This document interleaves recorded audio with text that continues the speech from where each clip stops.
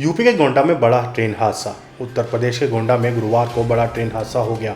Dibrugarh express के कई डिब्बे बेपटरी हो गए, जिसमें 4 लोगों की मौत की पुष्टि यूपी के स्वास्थ्य मंत्री ब्रजेश पाठक ने की है।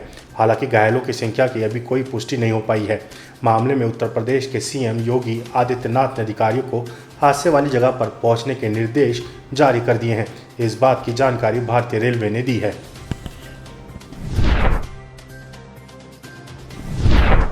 संजय राउत का सीएम शिंदे पर तंज।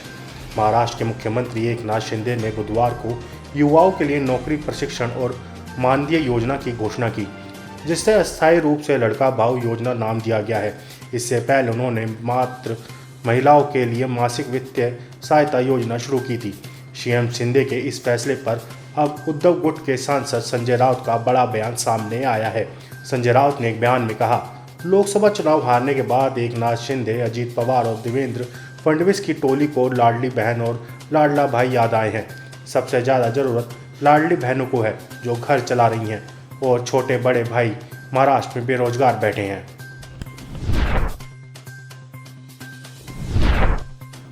दो अक्टूबर को बिहार में बड़ा धमाका। मधेपुरा पहुंचे जन स्वराज अभियान के सूत्रधार प्रशांत किशोर ने पद यात्रा के बाद आज प्रेस वार्ता की, जहां उन्होंने कहा कि बिहार में आगामी विधानसभा चुनाव में जन स्वराज सभी 283 सीटों पर चुनाव लड़ेगी। आगामी 2 अक्टूबर को जन स्वराज अभियान को राजनीतिक दल के रूप में परिवर्तित कर दिया जाएगा। उन्होंने कहा कि मैंने घोषणा की है कि मैं इस दल का नेता नहीं रहूँगा। उन्होंने कहा कि हम पहले नेताओं को सलाह देते थे कि किस तरह से संगठित हों, किस तरह से चुनाव अभियान चलाया जाए। वही काम 2 अक्टूबर को बनने वाली पार्टी जन स्वराज के लिए करेंगे। दिल्ली शिक्षा निदेशालय ने की बड़ी पहल। परीक्षा में लगातार फेल होने पर कई बच्चों का मनोबल टूट जाता है और पढ़ाई से उनकी रुचि खत्म होने लगती है। कई बार ऐसा भी होता है कि बच्चे बीच में ही पढ़ाई छोड़ देते हैं। अब ऐसे बच्चों का मनोबल बढ़ाने और उन्हें दोबारा से शिक्षा के मेन स्ट्रीम में लाने के लिए दिल्ली के शिक्षा निदेशालय ने एक अहम कदम उठाया है, जिसके तहत दिल्ली के सरकारी स्कूलों के लिए एक सर्कुलर जारी किया गया है। शिक्षा निदेशालय ने सरकारी स्कूलों को निर्देश दिए हैं कि जो स्टूडेंट्स 9वीं क्लास में 2 बार फेल हुए हैं, उनका अकादमिक सत्र 2024-2025 के लिए national institute of open schooling में दाखिला सुनिश्चित किया जाए। जामिया के प्रोफेसर पर यौन उत्पीड़न का आरोप।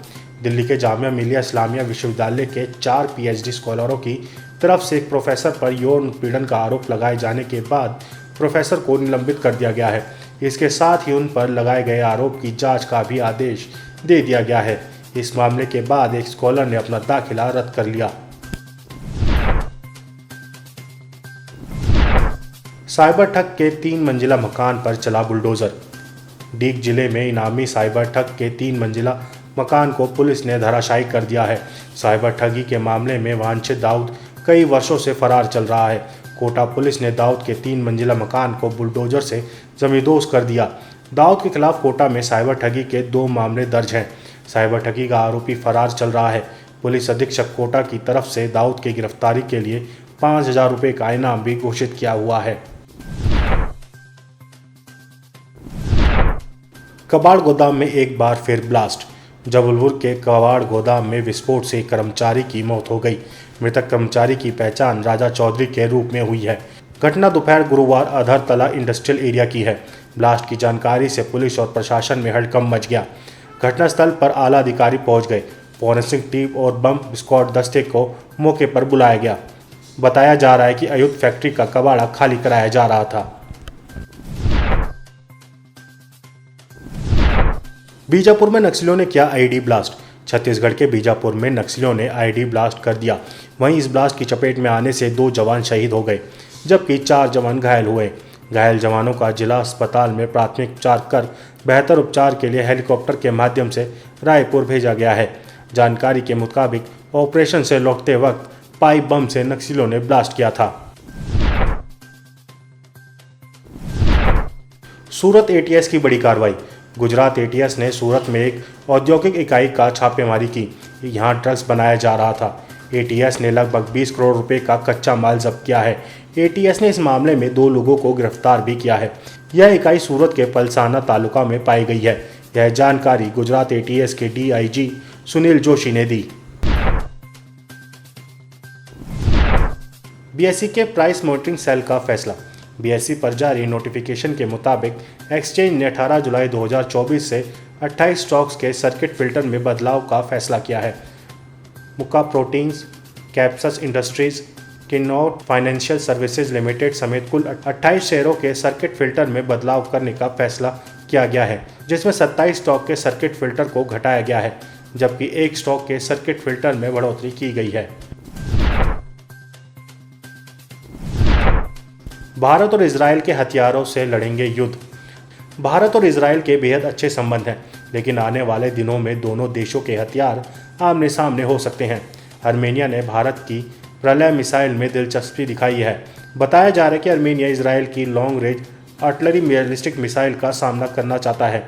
इस मिसाइल को इजरायल के एरोस्पेस इंडस्ट्रीज ने बनाया है और यह मिसाइल आर्मेनिया के कट्टर दुश्मन अजरबैजान के पास है।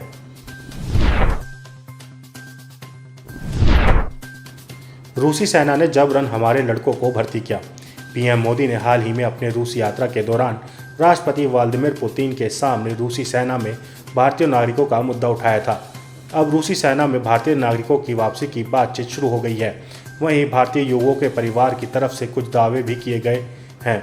सेना में कार्यरत युवाओं के परिवार वालों ने दावा किया है कि उनके बच्चों को जबरन भर्ती किया गया। 23 वर्ष के हर्ष कुमार के माता पिता ने कहा कि पीएम के हस्तक्षेप के बावजूद रूसी सेना ने नहीं बताया कि उन्हें छुट्टी दे दी जाएगी। हम चिंतित हैं क्योंकि रूसी अधिकारी उन्हें घर वापस नहीं भेजना चाहते। बलूचिस्तान में चल रहा खूनी संघर्ष। बलूचिस्तान में वहां के सोशल एक्टिविस्ट जहीर बलूच को मिसिंग घोषित कर दिया गया है, जिसके बाद से बलूचिस्तान के क्वेटा शहर में प्रदर्शन तेज हो गए हैं। बलूच नेशनल मूवमेंट के सदस्यों ने पाकिस्तान सरकार पर अपने लोगों को गायब करने का आरोप लगाया है। उनका कहना है कि जून महीने में बलूचिस्तान के 12 जिलों से 54 लोग गायब हो गए हैं। उनका आरोप है कि पाकिस्तान आर्मी लोगों को गायब करवा रही है। इन्हीं मसलों को लेकर बलूचिस्तान में हिंसक प्रदर्शन हो रहे हैं। अमेरिकी फाइटर जेट मार गिराव। रूस और यूक्रेन के बीच भीषण युद्ध जारी है। रूस के खिलाफ इस जंग में अमेरिका, फ्रांस, ब्रिटेन समेत तमाम नाटो देश यूक्रेन के समर्थन में हैं और हथियार मुहैया करा रहे हैं। इन सब के बीच रूस ने अपने सैनिकों को खुला ऑफर दिया है। रूसी कंपनियों द्वारा सैनिकों से कहा गया है कि अगर वे यूक्रेन के आसमान में उड़ रहे अमेरिका के F-16 और फैल्कन जैसे विमान मार गिराते हैं तो उन्हें इनाम दिया जाएगा। जेडी वेंस ने ब्रिटेन पे दिया बड़ा बयान। अमेरिका के उपराष्ट्रपति पद के उम्मीदवार जेडी वेंस ने ब्रिटेन को लेकर बड़ा बयान दिया है, जिसके बाद से ब्रिटेन और अमेरिका के नेताओं में बयानबाजी शुरू हो गई है। जेडी वेंस ने कहा, ब्रिटेन परमाणु हथियार हासिल करने वाला पहला इस्लामिक देश बन जाएगा।